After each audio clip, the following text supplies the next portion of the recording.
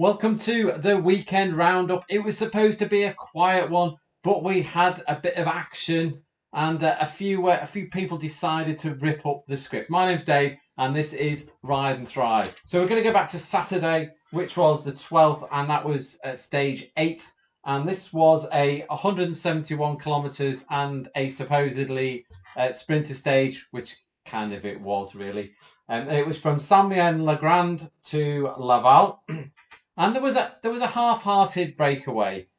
Mathieu Bergadau and Matteo Vercher, both from Total Energies. Now they set off and decided that they were going to have a go, but really, in the heart of hearts, they probably realised it's never going to work, and the peloton only give them a minute maximum. So they only let them get, I think it was about a minute and 2 seconds, the furthest they got ahead. But they give it a good go, but they got reeled in at the end. And it did turn into the last couple of Ks. All the sprinting trains got in position, and we had a standard sprint to the line, which was won by Jonathan Milan from Little Trek. And second was Wout van Aert from Visma Lease Bike, of all people. And Caden Groves rounded up the podium place with third from Alpecin de Koning. Now, I say Wout van Aert of all people because he was interviewed before the race and was specifically asked if he was going to have a dig for the line, have a sprint, and he said no.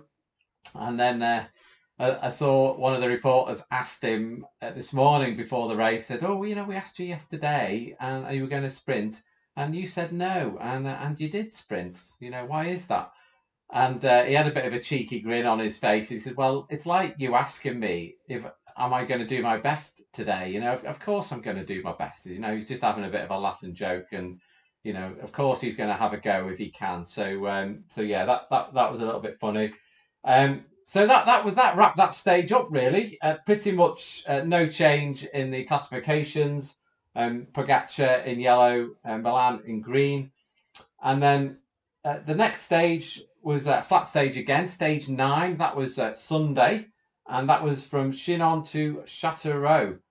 And Châteauroux is famous for a lot of wins from Mark Cavendish. They called it Cavendish City. They kind of renamed it affectionately Cavendish City because he's had about 3 wins, I think, there. And he took his first win there as well back in, I think it was 2008, but don't quote me on that one.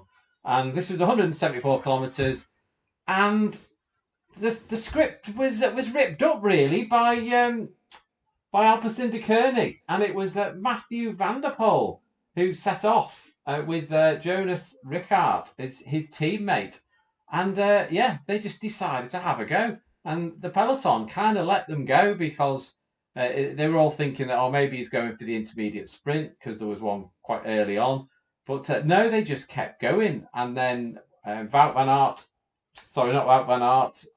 van der Poel decided to go off on his own.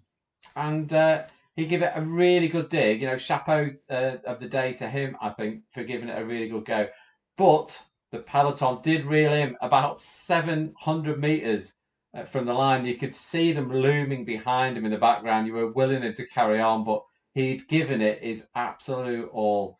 And they caught him with a few hundred metres to go. So that ended up then to being a straight up sprint to the line.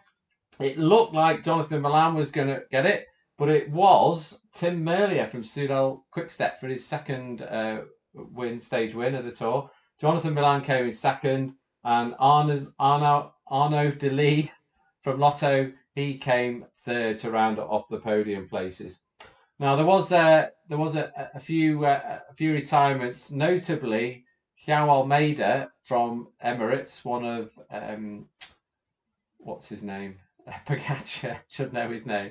One of Pogacar's generals, if you like. He had to retire. He had a crash the day before yesterday, and it was a nasty. I think he had a cracked rib. He was riding with a cracked rib and a suspected broken finger, and he just couldn't carry on. So he had a retirement. So that put Pogacar stayed in yellow, Jonathan Milan in green. Tim Wellens still got the polka dot jersey, and Remco Evenepoel has got white. Now Remco is second in for the general classification as well, which is a good effort from him. And Vauquelin is third in the GC. So that takes us to stage 10, which will be on Monday the 15th, which is Bastille Day. Now, they normally have a rest day on this particular Monday, but because it's Bastille Day, they always like to race on Bastille Day, and because it's fallen on this particular day, they're pushing back the rest day to the Tuesday. So they are going to race tomorrow, and it's from Enezat to Le Mont d'Or, and it's 165 kilometers, and it is a hilly stage. There are 8 categorized climbs on there, so that will be it'll be an interesting day. Maybe a shake up on GC. It will be a good chance to get a look at the GC, and also because it's a rest day the next day, that the riders will be able to push themselves. So we'll see how that goes. Also, keep an eye out for my rest day reflections. I've got a special episode coming out on rest day. So keep an eye out for that. And yeah, thanks for watching, guys. I'll speak to you later. Bye for now.